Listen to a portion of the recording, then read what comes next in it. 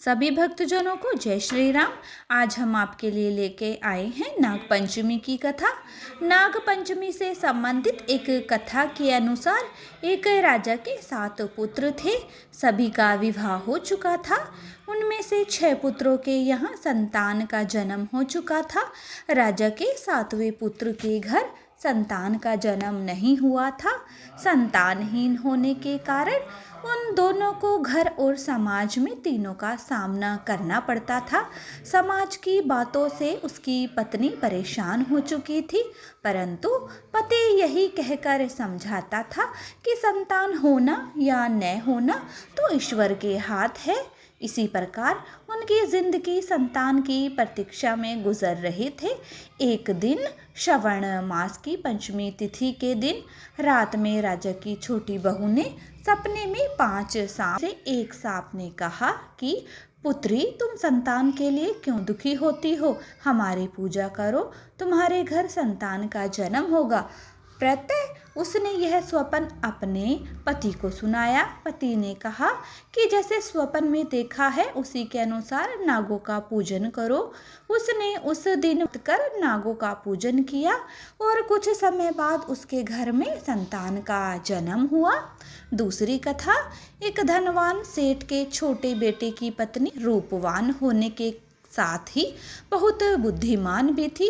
उसका कोई भाई नहीं था। एक दिन सेठ की बहुएं घर लीपने के लिए जंगल से मिट्टी खोद रही थी।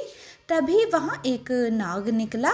बड़ी बहू उसे खुरपी से मारने लगी तो छोटी बहू ने कहा, सांप को मत मारो। यह सुनकर बड़ी बहू ने रुक गई।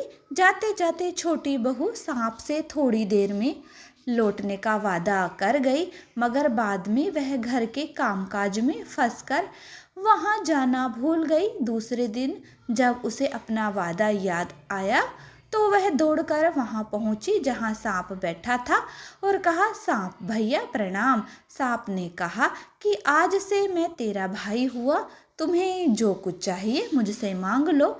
छोटी बहू ने कहा, तुम मेरे भाई बन गए, यही मेरे लिए बहुत बड़ा उपहार है।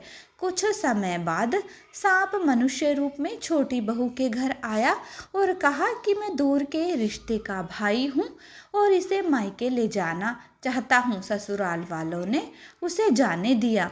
विदाई में सांप भाई ने अपनी बहन को बहुत गहने और धन दिए। इन उपहारों की चर्चा राजा तक पहुंच गई। रानी को छोटी बहू का हार बहुत पसंद आया और उसने वह हार रख लिया। रानी ने जैसे ही हार पहना वह सांप में बदल गया।